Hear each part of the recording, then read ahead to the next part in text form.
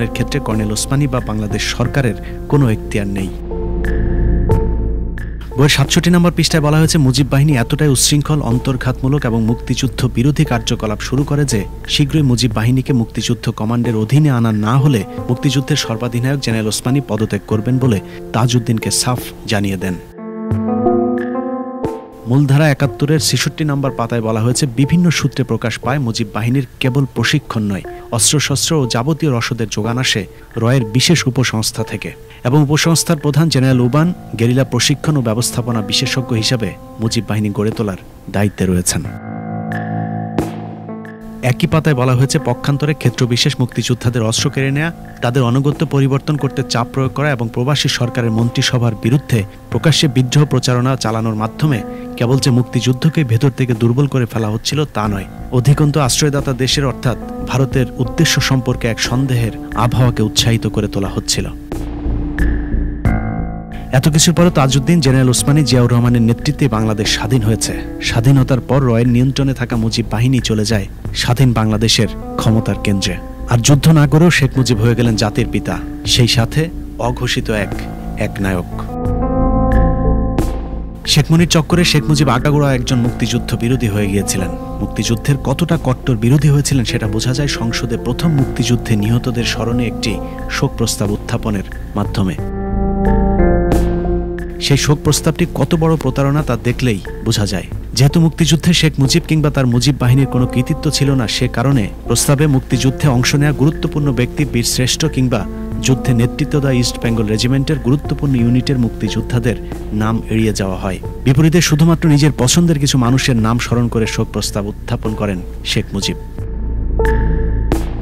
প্রস্তাবটি উত্থাপন করার সাথে সাথে প্রচণ্ড হট্টগোল শুরু হয় সংসদে। বাংলাদেশ গণপরিষদ বিতর্ক বইয়ের প্রথম খণ্ডের ২৯ নম্বর পৃষ্ঠায় উল্লেখ করা হয়েছে, জনৈক একজন সংসদ সদস্য মুজিবকে বলেন শোক প্রস্তাবে মুক্তি বাহিনীর কথা উল্লেখ করা হোক।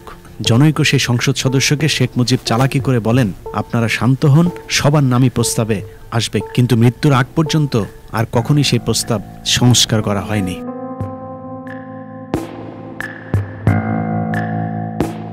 শুধু এটাই নয়, ১৯৭২ থেকে ৭৫ পর্যন্ত মুজিব একবারের জন্য মুক্তিযুদ্ধ কিংবা মুক্তিযোদ্ধা এই শব্দ দুটো উচ্চারণ করেনি। এমনকি মুক্তিযুদ্ধে নেতৃত্ব দেওয়া তাজউদ্দিন, জেনারেল ওসমানী সহ যুদ্ধে যারা নেতৃত্ব দিয়েছেন সবাইকে তার মন্ত্রিসভা থেকে ধীরে ধীরে বাদ দিয়ে দেন।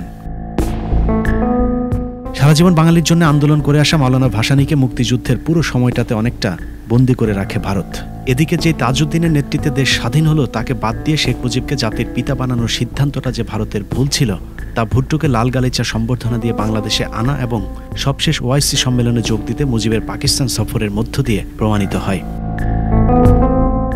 ভারত বুঝতে পারে শেখ মুজিব আগাগোড়ায় একজন পাকিস্তান প্রেমী মানুষ, যে কারণে ১৫ই আগস্টের পর বীর মুক্তিযোদ্ধা খন্দকার মোস্তাকের সাথে ভারতীয় হাইকমিশনার সমর সেন তড়িঘড়ি করে সাক্ষাৎ করে সেদিনই ভারতের স্বীকৃতির কথা মোস্তাক সরকারকে জানিয়ে দেন। শেখ মুজিব যে পাকিস্তানপন্থী ছিলেন সেই তথ্য পাকিস্তানের তৎকালীন এয়ার মার্শাল জাফরে চৌধুরীর লেখা একটি বইতেও প্রমাণ মিলেছে।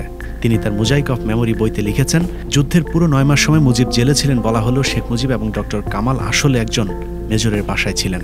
সেখানেই তাদেরকে বাংলাদেশ যদি স্বাধীন হয়েই যায় তাহলে পরবর্তী করণীয় ঠিক করে দেওয়া হতো। বইয়ের ৭৫ পৃষ্ঠায় ভয়ঙ্কর একটি তথ্য দেওয়া হয়েছে, যেখানে বলা হয়েছে মুক্তিযুদ্ধ শেষ হবার পর শেখ মুজিব ডক্টর কামালকে নিয়ে লন্ডনে যাবার পথে বইয়ের লেখক এয়ার মার্শাল জাফর চৌধুরীকে জনৈক আজিজ আহমেদ বলেছিলেন স্টেট ব্যাংকের গভর্নর গোলাম ইসহাক খান একটা বড় অঙ্কের মার্কিন ডলারের ব্যাগ শেখ মুজিবকে দিবেন। এই তথ্য কতটা সত্য তা বোঝা যায় যুদ্ধের পুরো সময়টাতে শেখ মুজিবের পরিবারকে পাকিস্তানি আর্মির সব ধরনের সেবা দেওয়ার মধ্য দিয়ে। যুদ্ধের সময় জন্ম হয়েছিল সজীব ওয়াজেদ জয়ের। সেই সময় পাকিস্তানি সেনাবাহিনীর গাড়িতে করে তাদেরকে হাসপাতালে নিয়ে আনার কাজও করা হতো। ছেলে হয়েছে নাম কি?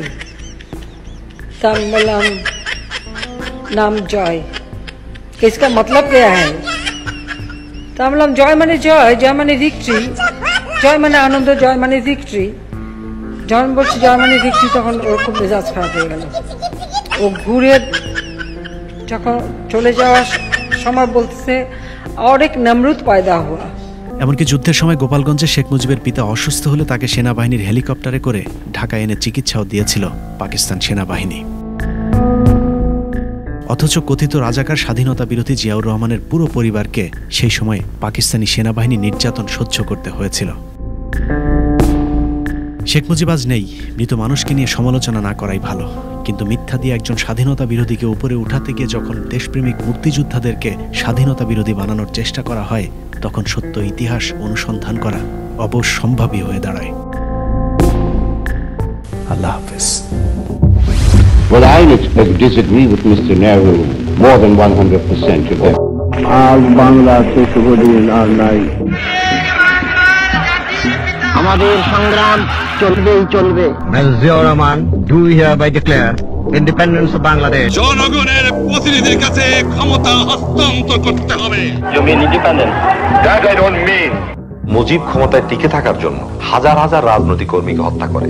শেখ মুজিব ও তার খুনি দুর্নীতিবাজ সরকারকে উৎখাত করা হইয়াছে।